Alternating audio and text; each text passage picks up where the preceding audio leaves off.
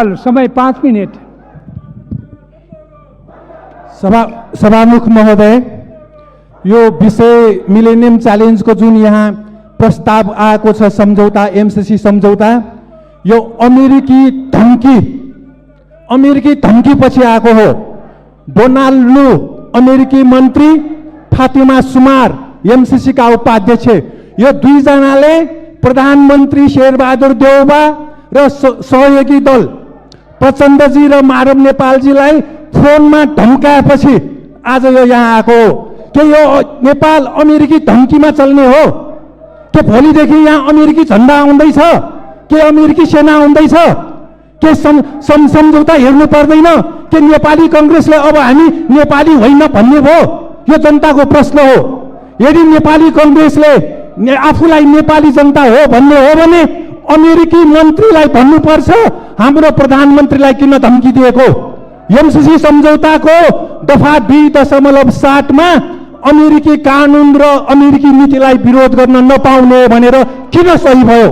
दफा 4.2 मा एमसीसी का सहायक उपाध्यक्ष, अपरेशन विभाग का सहायक उपाध्यक्षलाई एसिया, पैसिफिक, ल्याटिन अमेरिका, युरोपको अतिरिक्त प्रतिनिधि नियुक्ति गर्ने उल्लेख छ। दुई देशको सम्झौतामा युरोप, ल्याटिन अमेरिका, एसिया, पैसिफिकको कुरा कहाँबाट आयो? किन आयो? यो अमेरिकी सैन्य मोर्चा हो हिन्द प्रशान्त क्षेत्रमा। त्यसकारण यो सम्झौतामा सही गराइसकेको छ। हामीले सही गर्नुहुने मन्त्रीज्यूलाई पनि यहाँ स्पष्टीकरण लिनुपर्छ। यस्तो दफा अध्ययन नगरिकन किन सही गर्नुभयो? र त्यसपछि दफा 6.8 मा एमसीसी को हैसियत भनेको नेपाली जनता मरे पनि मृत्यु भए पनि कतै उजुरी दिन नपाउने भनेर लेखिएको छ। एमसीसी को कारण नेपाली जनताको मृत्यु भएपछि उजुरी दिन नपाउने के यो अर्को फाँसीवाद होइन? तानाशाह होइन? अमेरिकी फाँसीवाद र तानाशाह नेपालमा किन ल्याउँदैछ? यो मन्त्रीज्यूसँग हामीले स्पष्टीकरण लिनु आवश्यक छ। मन्त्रीज्यूलाई, प्रधानमन्त्रीज्यूले किन यो यस्तो दस्तावेजमा सही छाप गर्नको लागि पठाउनु भएको प्रधानमन्त्रीज्यूसँग पनि सोध्नु आवश्यक छ। एमसीसी को दफा 7.1 मा नेपालको कानुन र एमसीसी सम्झौता बाँझिएमा प्रस्तुत सम्झौता लागू हुनेछ। नेपालको कानुन, संविधान, ऐन सबै काम नलाग्ने यो सम्झौता यसैले संसदबाट पारित हुँदैछ। यस्तो सम्झौता हामीले पास गर्न मिल्दैन, पेश गर्न मिल्दैन यहाँ। त्यसकारण खारेज हुनुपर्छ र यसको अनुसूची क मा व्यापक राजनीतिक सहमति। कसरी छ व्यापक राजनीतिक सहमति? नेपाली कांग्रेसले अगाडि बढाउनेमा माओवादीका तत्कालीन प्रधानमन्त्री बाबुरामजीले यसलाई सुरु गर्दैमा कसरी व्यापक राजनीतिक सहमति हुन्छ? यो व्यापक राजनीतिक सहमति छैन, यो सम्झौतामा लेखिएको छ। यो सम्झौताको अनुसूची क मा व्यापक राजनीतिक सहमति भएको भनेर लेखिएको छ। यो गलत हो, यो झुट हो। र अनुसूची 5 क मा एमसीसी लाई चित्त बुझ्ने योजना नेपाल सरकारले पेश गर्ने, त्यस्तो योजनामा भारत सरकारको समर्थन हुनुपर्ने। अमेरिका र नेपालको सम्झौतामा भारत सरकारको समर्थन किन चाहियो? यो के हो? यो त्रिदेशीय हो कि बहुदेशीय हो कि द्विदेशीय हो कि? यस्ता सबै विषय स्पष्ट नभइकन यो अगाडि बढाउन मिल्दैन। एमसीसी को वेबसाइटमा लेखिएको छ यो लगानी हो, इन्भेस्टमेन्ट। यो के हो? लगानी हो अमेरिकाको। यो अमेरिकन इन्ट्रेस्ट हो, अमेरिकाको स्वार्थ हो भनेर लेखिएको छ। यहाँ छ वेबसाइटमा भएको एमसीसी बारे यहाँ लेखिएको छ। यो अमेरिकी लगानी हो, यो सहयोग होइन, यो अनुदान होइन। यहाँ लेखिएको छ these investments not only support stability and prosperity in partner countries but also enhance American interest. अमेरिकी स्वार्थलाई अगाडि बढाउने हो एमसीसी भनेको। त्यो संस्थासँग नेपाल सरकारले किन सम्झौता गर्यो? गर्न मिल्दैन। र यो हाम्रो सम्झौतामा एमसीसीबाट प्राप्त 50 करोड डलरले 2 करोड 40 लाखको जीवन सुख हुने रे। 50 करोड डलरले जीवन सुख हुन्छ? वर्षको 10 खर्ब रुपियाँ हाम्रो रेमिटेन्स आउँछ। खोइ नेपाली जनताले सुख पायो? 50 करोडले नेपाली 2 करोड 40 लाखको सुख हुने होइन। यो पनि झुट हो। र हामीले अमेरिकाबाट सिक्नुपर्छ एउटा कुरा। अमेरिकी स्वतन्त्रता आन्दोलनको बेला त्यहाँका अमेरिकीहरूले बेलायती साम्राज्यवादलाई समर्थन गर्यो। त्यस्ता अमेरिकीहरू 1 लाखलाई अमेरिकी जनताले अमेरिकाबाट निकालिदियो, बेलायत थपाइदियो। त्यसकारण एमसीसी सम्झौता गर्नेहरूले होस पुर्याउनु पर्छ। नेपाली जनताले अमेरिकाबाट सिकेका छन् देशद्रोहीहरूलाई नेपालमा राख्दैनन्। यो पनि विचार गर्नु। यो अमेरिकी स्वतन्त्रता आन्दोलनको कुरा हो। अमेरिकी स्वतन्त्रता आन्दोलनपछि बेलायती साम्राज्यवाद समर्थक 1 लाख अमेरिकीहरूलाई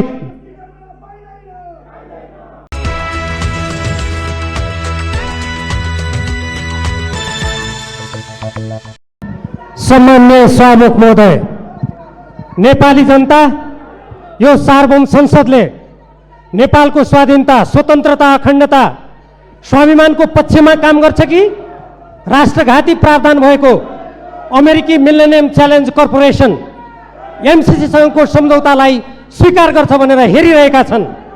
पृथ्वीनारायण शाहले यो देशको एकीकरण गरेदेखि कहिले कसैको पनि अधीनमा नगएको नेपाल आज हाम्रो संविधान मिचिने, हाम्रो कानुन मिचिने, हाम्रो भूभागमा विदेशी कम्पनीको नियन्त्रण हुने, हाम्रो स्वतन्त्र परराष्ट्र नीतिमा आघात पर्ने जस्तो सम्झौतालाई कसरी यो नेपाली जनताको स्वाधीन स्वतन्त्र नेपाली जनताको प्रतिनिधित्व गर्ने यो सार्वभौम संसदमा राजनीतिक दलको बीचमा सहमति नभई यो एउटा प्रमुख राजनीतिक दल विपक्षी पार्टीले विरोध गरिरहेको अवस्थामा यो टेबल कसरी भयो? यो एकदम गैर जिम्मेवार काम हो। म सरकारको ध्यान आकर्षित गराउन चाहन्छु। यति गम्भीर विषय, जुन विषय नेपालको स्वाधीनतासँग सम्बन्धित छ, नेपालको स्वाभिमानसँग सम्बन्धित छ, नेपालको आत्मनिर्णयको अधिकारसँग सम्बन्धित छ, यति गम्भीर विषयमा प्रमुख प्रतिपक्षी नेकपा एमाले विरोध गरिरहेको, संसद अवरोध गरिरहेको प्रमुख राजनीतिक दलहरू, सरकारमा रहेका राजनीतिक दलहरूको बीचमा सहमति नभइरहेको अवस्थामा यसरी नेपाली जनताको भावना विपरीत, नेपालको स्वाधीनता विपरीत नेपाली जनता सडकमा छन्। आज राष्ट्रिय स्वाधीनताको आवाज उठाइरहेका छन्। यसलाई यहाँ टेबल गरिने कुरा यो अत्यन्त आपत्तिजनक छ। नेपालको संविधानको धारा 279 अनुसार एक किसिमको विदेशीहरूसँग भएका शान्ति मैत्री, नेपालको सिमाना जो लगायतका प्राकृतिक स्रोतको साधनको बाँडफाँड जस्ता विषयहरूमा यदि संसदबाट विदेशसँग भएको सम्झौता अनुमोदन गर्नुपर्ने अवस्था आयो भने 2/3 बहुमत चाहिन्छ। अन्यथा सङ्घीय कानुन बमोजिम हुन्छ भनिएको छ। सरकारले यतिका वर्षसम्म त्यो सङ्घीय कानुन किन नल्याएको? त्यो अहिलेको यो जुन सभामुख महोदयले कार्यसूचीमा जुन विषय राख्नु भएको छ, यो कुन कानुन अन्तर्गत राख्नु भएको छ? यसको लागि सङ्घीय कानुन खै? यो देश कानुनी शासनबाट चल्छ कि एउटा कुनै विदेशीको धाक धम्कीको अगाडि लम्पसार परेर नेपाली जनताको आवाजलाई कुल्चेर आफ्ना जनताको आवाज नसुन्ने, विदेशीहरूसँग डराउनु पर्ने, त्रसित हुनुपर्ने तर्क दिएर आज जसरी कुनै कतिपय देशहरूमा यस्तै संसदका निर्णयबाट देशका सिमानाहरू मेटिएका छन्, हामी ती इतिहासबाट समेत पाठ नसिकेर नेपाली जनताको आवाजलाई कुल्चेर जसरी आज यो विषयलाई टेबल गरिँदैछ, जस्तो वातावरणमा टेबल गरिँदैछ, यो एकदमै आपत्तिजनक छ। यो स्वतन्त्र स्वाधीन सार्वभौम नेपाली जनताको अपमान हो, यो संसदको अपमान हो, यसको विशेषाधिकारको अपमान हो। यस्तो यो टेबल ल्याउने काम बन्द गरियोस् भनेर म सम्पूर्ण देशभक्त नेपालीहरूको तर्फबाट जोरदार आवाज उठाउन चाहन्छु। धन्यवाद।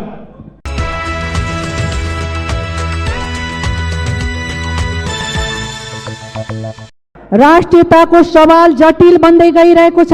एमसीसी को कुरा, मिलेनियम च्यालेन्ज कर्पोरेसन जसको ऐन नै त्यसका सम्झौताहरू पनि सहकक्षको बीचमा भएको सम्झौता होइन, त्यो एउटा सहकक्षको बीचमा भएको सम्झौता पनि होइन।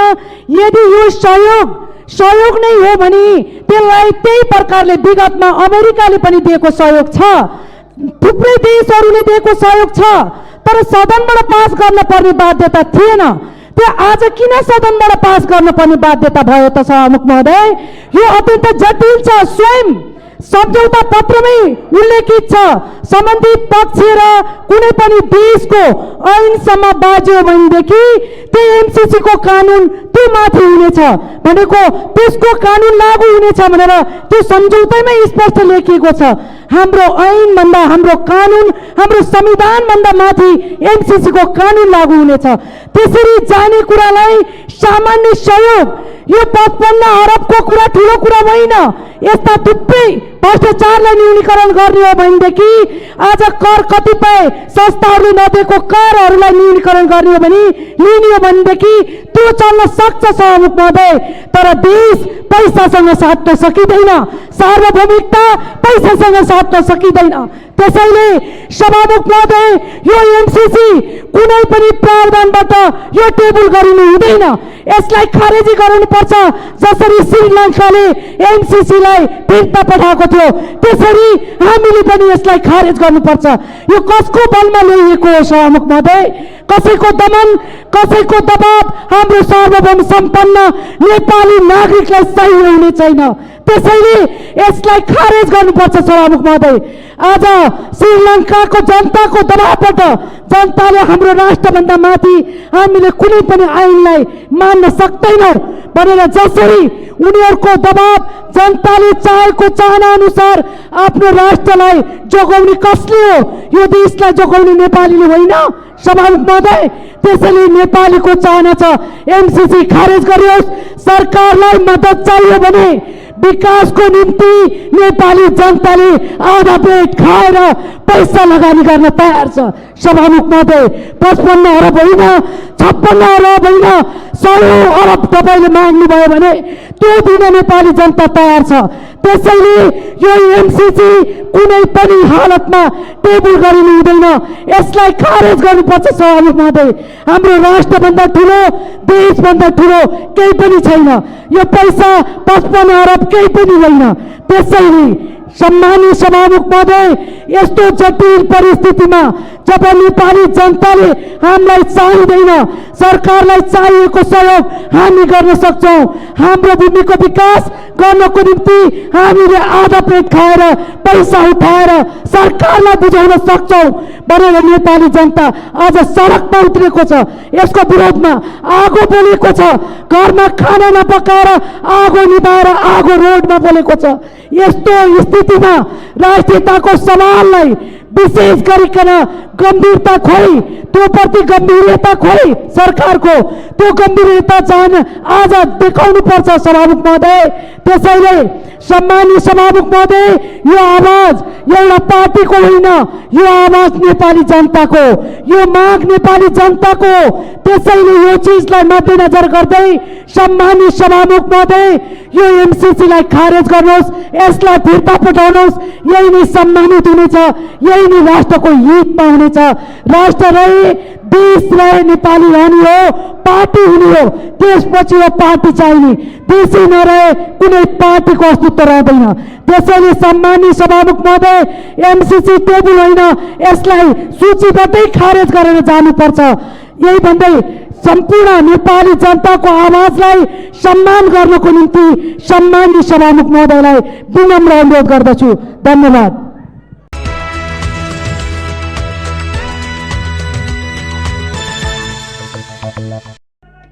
सम्मानीय सभामुखज्यू, आजको बैठकको कार्यसूची र सदन अवरुद्ध भइरहेको स्थिति र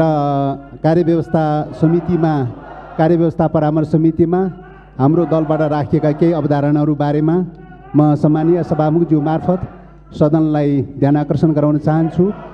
र आजको कार्यसूचीको तेस्रो नम्बरमा एमसीसीको प्रस्ताव पनि टेबल गर्ने भनेर चाहिँ उल्लेख भएको चाहिँ छ।